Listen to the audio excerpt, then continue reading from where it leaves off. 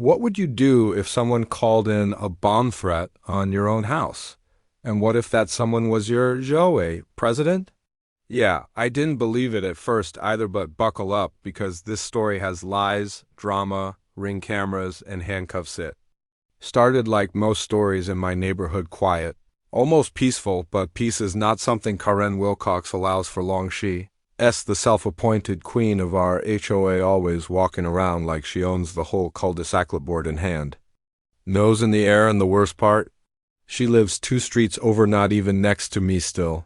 That didn't stop her from randomly inspecting my property, which was code for snooping, especially once my home renovation started. See, I was converting the basement into a home theater and adding solar panels on the roof, apparently. These decisions jeopardized the aesthetic integrity of the community. Those were her exact words now. Keep in mind I had permits, every single one, and my contractor was licensed, insured, and professional, but to Karen, it was personal. She made that very clear one morning. I caught her on my security camera pacing in front of my house, muttering to herself and taking photos. It was weird but not threatening. Not yet. He reported it to the HOA board. But surprise, they did nothing, said she was acting in her elected capacity. That's when things turned nasty over the next few weeks. I started getting bogus citations, weeds too tall, when they were freshly trimmed, noise violation, when no work had even occurred, that day a warning for unpermitted use of utilities. That one really confused me. Felt like I was being targeted because I was. Then came the final straw. I was making lunch when I heard a knock, no, more like a pound at my door. I opened it to find 2 uniformed officers, not HOA security, real police, and behind them Karen smirking. One of the officers asked if I was the homeowner. I said yes, heart pounding. He asked if anyone else was inside. I told him no, just me. Then he asked if I was aware there had been a bomb threat reported from my address. I laughed at first because I thought it was a joke until I saw their faces dead serious. They asked to enter the property.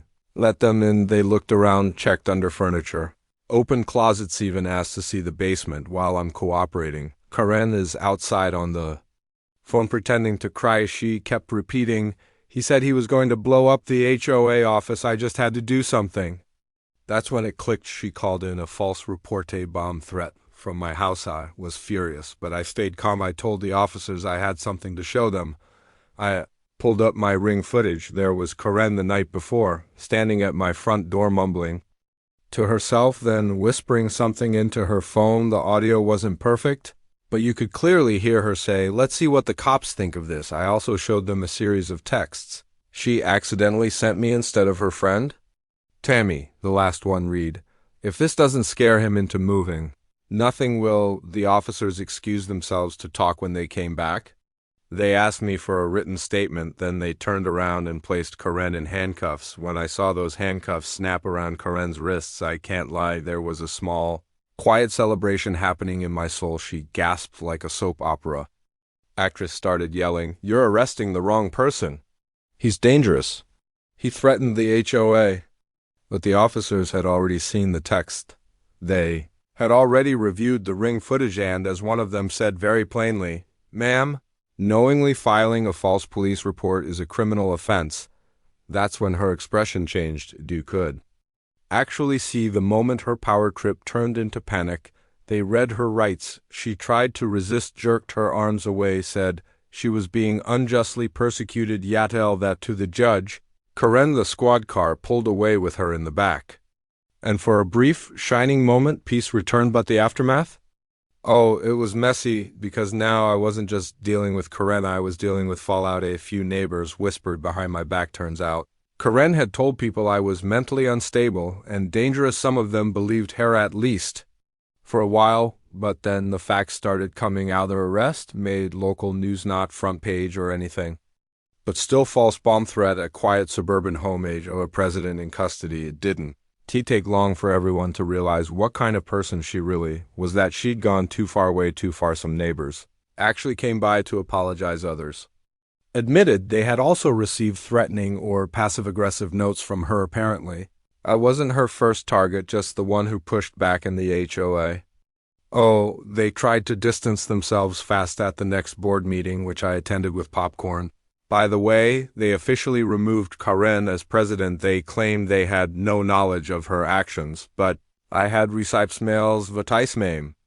Note some of them showed board members joking about how Karen would straighten out that renovation guy. That renovation guy was Miss OI. Brought it all to the city council, did yell, didn't scream, just calmly presented my case that the HOA board enabled harassment, ignored complaints, and indirectly supported a criminal act that led to a full audit of the HOA new elections policy overhauls and, yes, several resignations, including 3 board members who had backed Karen from the beginning. One of them even tried to say she was just passionate about community safety, but threatening your neighbors with fabricated bomb plots. That's not passion, that's criminal, Karen, by the way. Tried to plead her case in court, said she was under emotional distress, blamed me.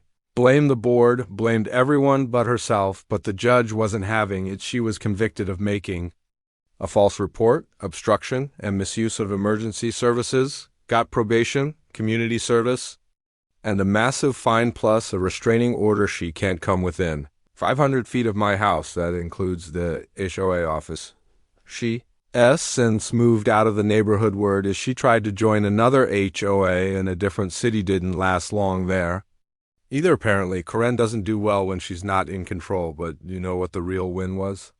Not the arrest, not even the HOA overhaul. It was the peace, the quiet mornings again, no fake violations taped to my door, no pounding, knocks, no one peeking in my windows with a clipboard. And now I finally finished the renovation. Basement theater looks amazing. Solar panels are humming away, and my favorite part?